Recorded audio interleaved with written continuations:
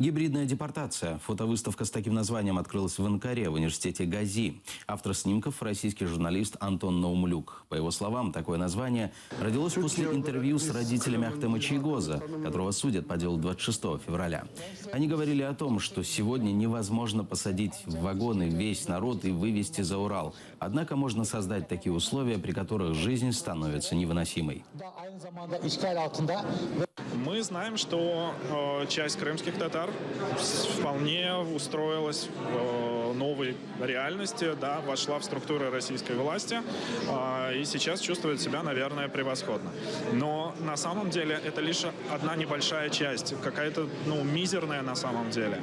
Вот основная часть народа и его история, она творится сейчас там, и мне хотелось бы запечатлеть эту историю.